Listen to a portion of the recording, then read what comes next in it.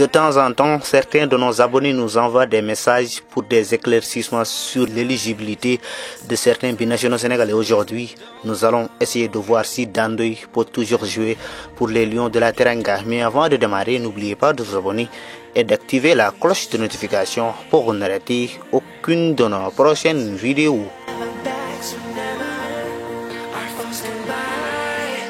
Né à Nyon, Dan Ndoye est un binational qui possède la double nationalité sénégalaise et celle suisse. Formé à Lausanne Sport, un club de la première division suisse, Dan Ndoye part à l'OGC Nice en 2020. Mais son aventure française ne se passe pas comme prévu. Il retourne donc dans son pays natal en janvier 2022 en signant du côté du FC Bâle. Là-bas, il retrouve son niveau et fait de belles performances. À cette époque, son nom est évoqué de plus en plus sur son futur choix entre le Sénégal et la Suisse. L'été 2022, il a passé ses vacances au pays de la Teranga et un journaliste du journal Record en a profité pour qu'il lui accorde une interview. Lors de cet entretien, Dan Ndoye a clairement dit qu'il n'écarte pas de jouer pour les Lions de la Teranga si on fait appel à lui. Mais avec l'inaction de la Fédération sénégalaise de football, il est appelé avec l'équipe nationale suisse quelques semaines après. En septembre 2022, Dan Ndoye joue son premier match avec la Nati lors d'un match de la Ligue des Nations opposant la Suisse à l'Espagne. Malgré qu'il ait disputé un match officiel avec une autre sélection, Dan Ndoye pouvait toujours porter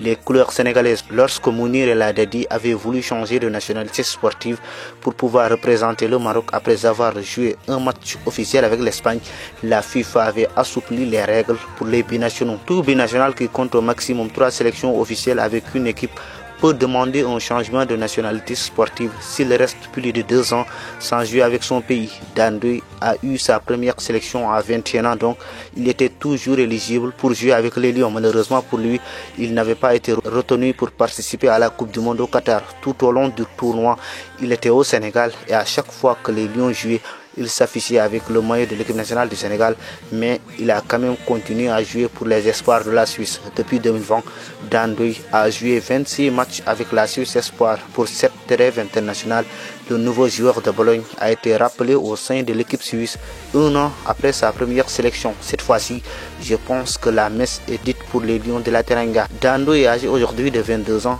et s'il joue une seule minute contre le Kosovo ou contre Andorre pour les qualifications de l'Euro 2024, il ne pourra plus porter les couleurs sénégalaises. Donc, on perd un autre binational qu'on avait la possibilité de convaincre facilement. C'est fini pour cette vidéo. On se retrouve à la prochaine fois pour une autre vidéo sur Futsal.